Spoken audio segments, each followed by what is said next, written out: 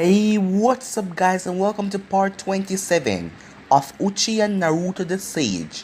And also, welcome back to Anime King 2. And also, remember to get this one to 100 likes as usual. Share this to all of your friends on your social media platform. And also, if you haven't yet, what are you waiting for? If this is the first time you hear my voice, just click that red subscribe button and join the Anime King family and be a part of the channel. And I am going to be posting 2 what if on my main channel tonight, so go ahead and enjoy those as well. So without further ado, let's continue straight into the story. Start the intro. You can change. You satisfy the rage in me. Take away my pain. You satisfy the rage in me. So the last time we left off, Naruto went missing for 2 years and 8 months as he went on his training trip by himself at the hideout. He came out and he went to Orochimaru's. He bested Orochimaru and Kabuto in a battle, as Orochimaru had no other choice but to retreat. Naruto then went as he got Karin. As he was heading back, he saw a ninja from Konoha. Her name was Uchiha, as she was being ambushed by a couple of missing names. Naruto killed them all because when he was back at the village, Uchiha was one of the envoys that would watch him over time to time, and he got time to know her as she woke up on a boat as they were heading to the mist. There was a civil war going on in the mist right now. The Mizukage, he was a three-tailed Jinchuriki. He was having a war with the rebels that was consist of Mai and her right-hand man Ao. So Naruto went to the rebel base as he wanted to help them win the war for unknown reason, as Uchiha decided to follow right behind him. So yeah, let's continue back the story. Naruto just walked calmly around the camp, even though the rebels didn't have any help from any other villages. They still managed to keep their beliefs. They did not seem like people who given up or without hope. They still had hope that they could win this war, as they have a lot of courage to be facing off against Yagura, the three-tailed Jinchuriki, as it go around in rumors that he was able to control the Biju's power, as they must have strong hope in their self. So going up against a Jinchuriki who can wipe out an army with one mere blast. Ao stopped Naruto and Uchiha as they reached a large tent in the middle of the camp. The tent belonged to the leader. Ao announced his presence before walking inside the tent. Mei was sitting rather comfortably. Without Yagura showing up to face them himself, the civil war will take a lot longer to be over. Mei then looked at her entrance as she heard Ao speak. Ao, said Mei. Are you done with your patrol duty? She asked. Ao shook his head. No. I left all of the mans behind patrolling, he replied, as he walked up to her as she was sitting behind a large desk. What brings you back then? She asked. Mei, said Ao. There is a Konoha shinobi outside with a young woman, and the man wished to see you, said Ao as he caught Mei's attention. Mei saw the look on Ao's face. What is it, Ao? I do not trust him. You should be careful around him. Just in case he try anything, I will stay here with you. Mei smiled at how Ao was concerned for her health. Bring them to me, she said. Ao then walked away as he quickly came back with Naruto and Uchiha in front of her. Mei was rather interested to hear what the Konoha shinobi wanted, as she quickly rose up and walked over to Naruto and Uchiha. As she looked at Naruto, God was he handsome, as she often see handsome man nowadays. Mei dual bloodline holder, and the leader of the rebels, Naruto said. You know of me, Mei said with a smile. And you are? She asked. My name is Naruto. You can call me Uzumaki or Uchiha if you feel, whatever please you. Okay, I will call you Uchiha Uzumaki Naruto if that is okay with you, Mei said with another warm smile that would melt any other man's heart. But Naruto just stood there as he had no objections of what she was calling him. Mei then stretched out her hand as Naruto held out his hand as the both of them shake hands. As Mei studied Naruto, she was rather surprised that his eyes were firmly staring into hers. Other guys usually check her out by now and they would be staring at her boobs or whatever. But Naruto was staring dead in her eyes. She then let go of Naruto's hand and looked at Uchiha. And who are you? Mei said with a smile. My name is Uzuki Uchiha. Mei wondered if Uchiha was the reason why Naruto wasn't checking her out. Might be they were dating or something like that. Or it was kind of complicated, she said, as she glanced at the both of them. But Ayo did said that Naruto was here to talk to her. Mei then tell Ayo to take Uchiha around the camp so she could talk to Naruto in private and hear what he wants. Are you sure, Mei?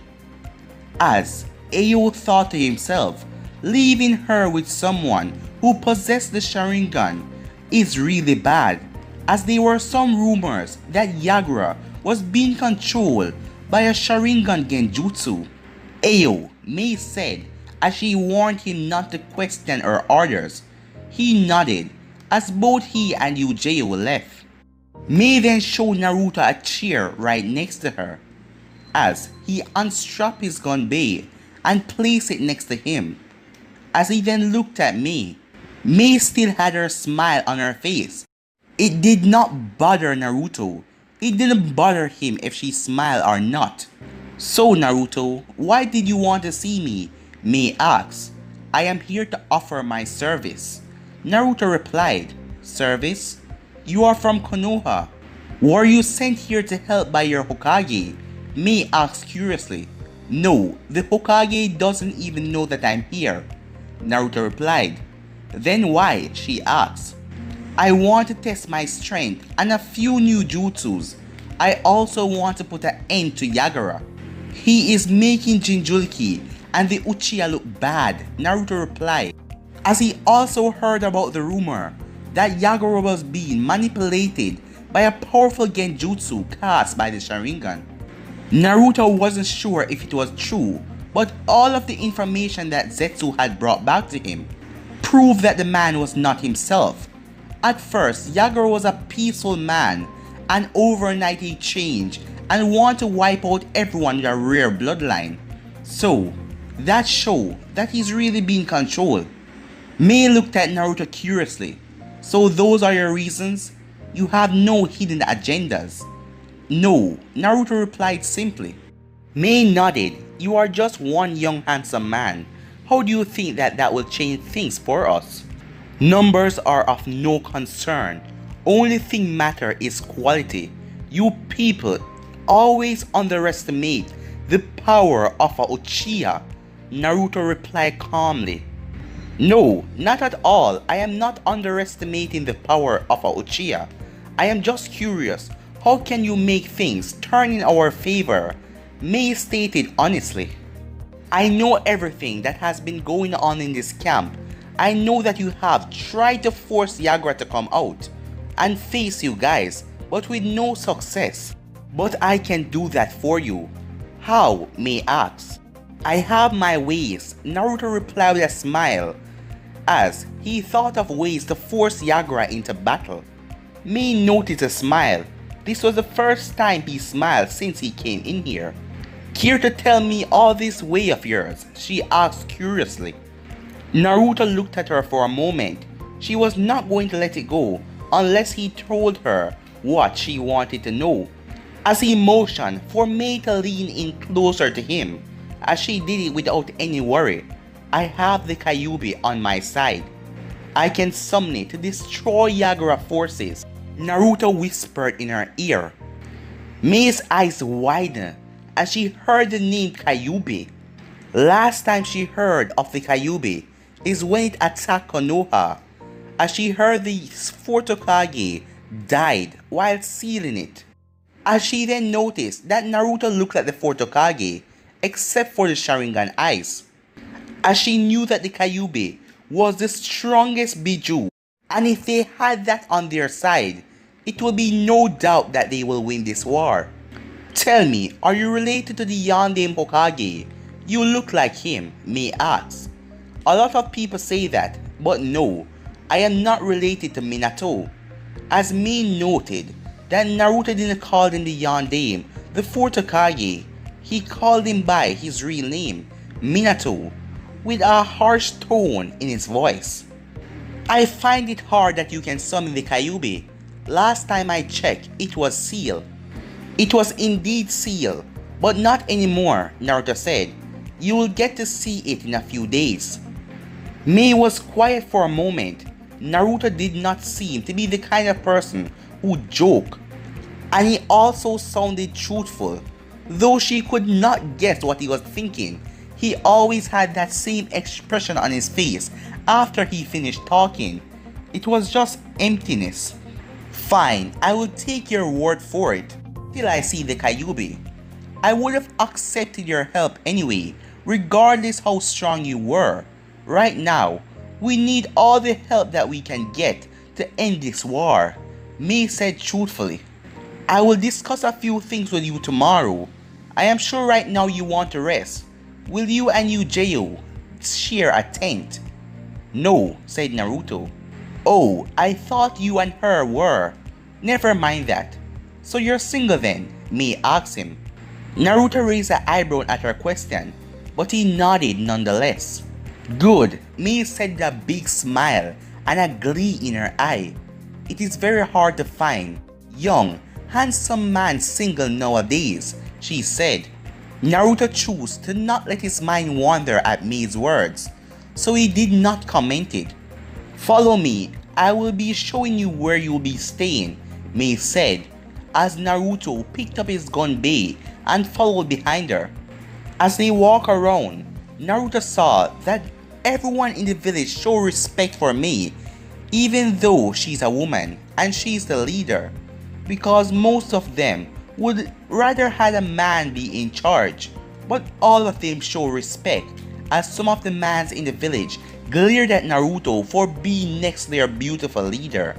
Mei then showed Naruto his tent as she went back to get something done. About an hour later, Naruto was lying down on a bed inside of his tent. He was not wearing his armor. He had on a black suit, completely black with a black shirt, black pants, and he took off his boots. The only thing he was thinking about right now is that he wanted to test a few new jutsus and test out his real strength, because he waited the opportunity on Orochimaru because he was going easy, as he knew that he could kill Orochimaru at any time if he just went all out. His power is far superior when it comes to Orochimaru's. But Naruto knew that he still had a limit, so he wanted to see how far he could go. But he doubted that there will be anyone in Yagura forces that will push him to that limit. Nevertheless, he wanted to see the power of Yagura using the Biju's chakra. Naruto, someone said as he snapped him out of his thoughts. Come in. As Uchiha enters Naruto's tent, she saw Naruto lying down on his bed, resting on both of his hands. As he looked at her, his eyes then went back up in the ceiling of the tent. As Uchiha did not know where to sit, as the only where was the bed. No chairs or nothing was in there. She just sighed as Uchiha went to sit on Naruto's bed. How did it go? She asked. Well, Naruto replied it was obvious that she was asking how his meeting with Mei went. Aren't you concerned about what the council will do after they found out that you helped the rebels after they refused to help them. Uchiha asked. No, Naruto replied. There was nothing that the council, precise the elders, could do that he couldn't handle. But if they brought up trouble, he would just put an end to it. They have already lived long already, so their life would end that day. As he was not aware that the rebels asked Konoha for help and they refused. Not a lot of people know about it. I doubt that even some council members are aware of it, Uchiha said. Mei went to Konoha a few years ago as she asked help from Konoha, but they refused to help. Well, that worked out good for me. If Konoha had help and they had stopped the war, that wouldn't give me a chance to test out my new abilities, Naruto said.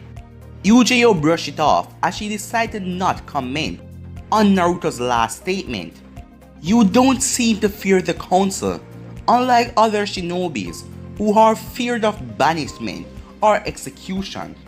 That is because, like any other shinobis, they cannot really do anything to me, and I don't really care what they say.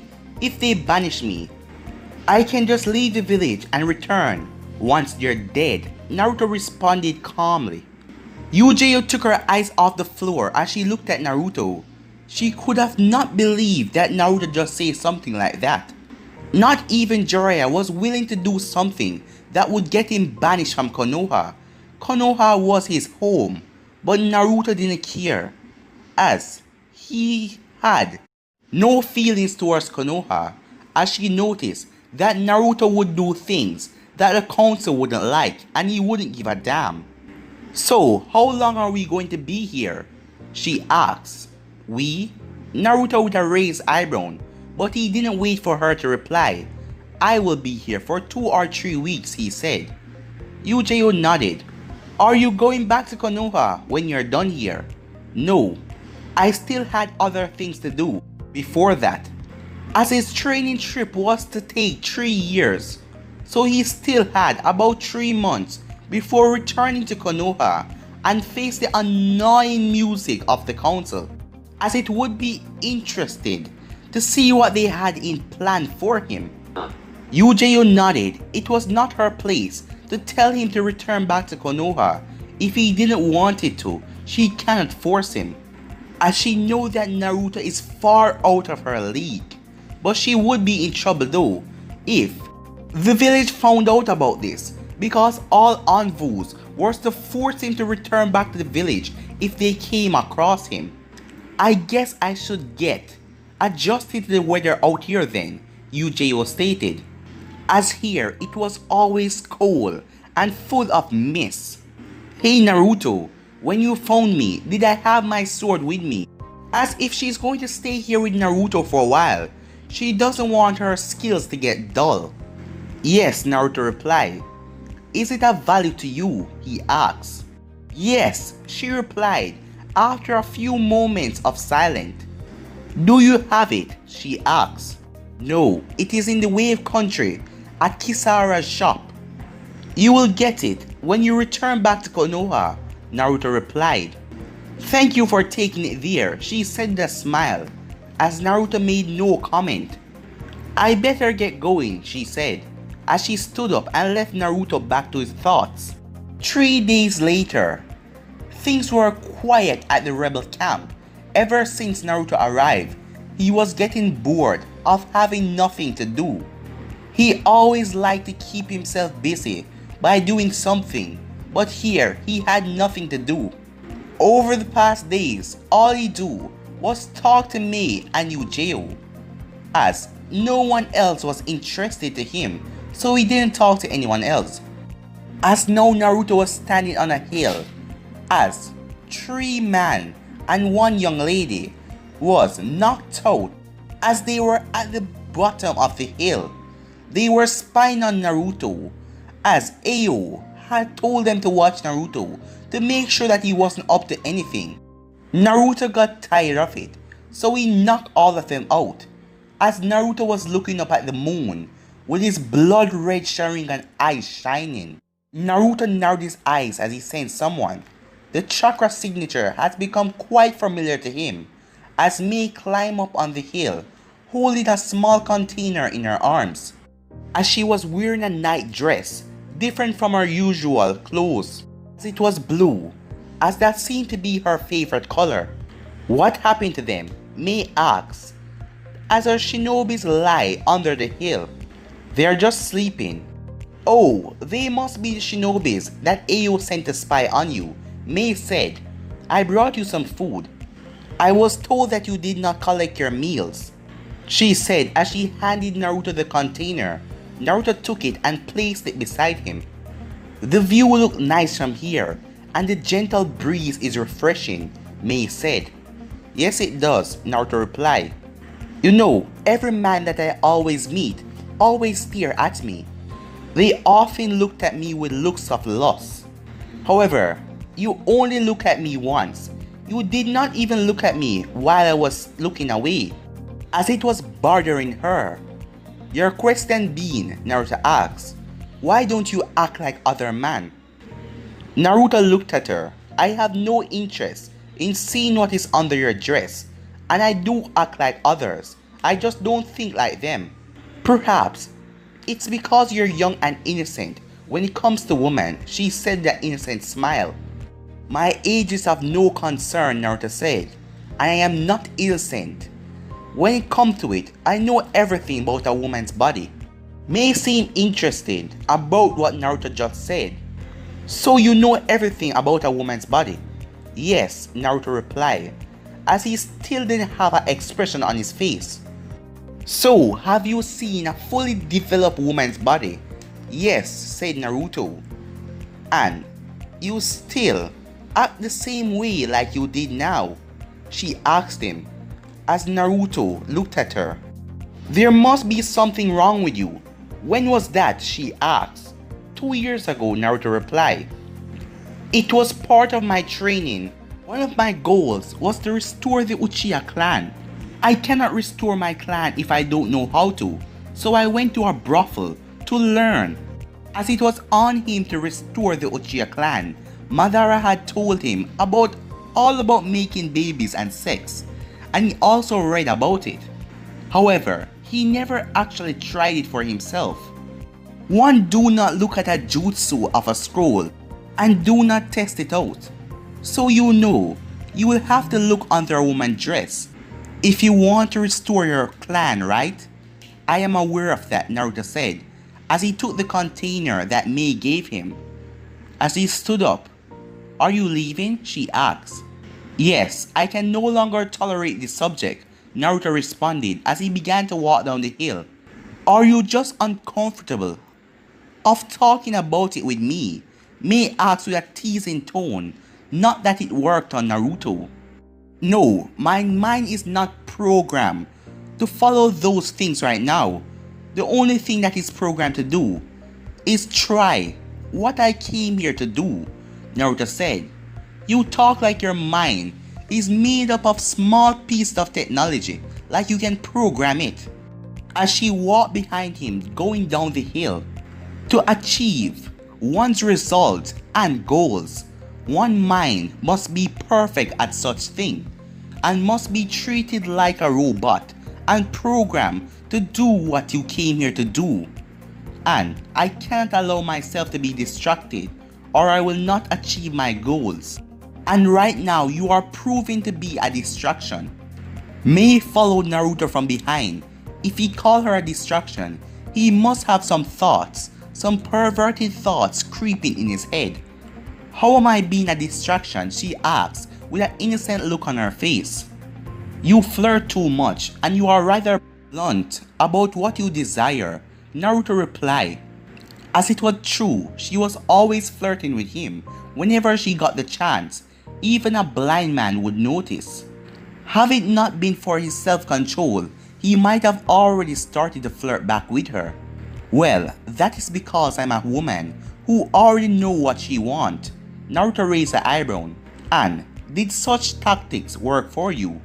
Mei shrugged her shoulders. So, none of those tactics has worked.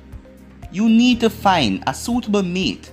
As soon as those words left Naruto's mouth, mate, husband, as all of those things packed in her head, as she hasn't been with anyone for a long term now, as she realized that Naruto was talking the truth.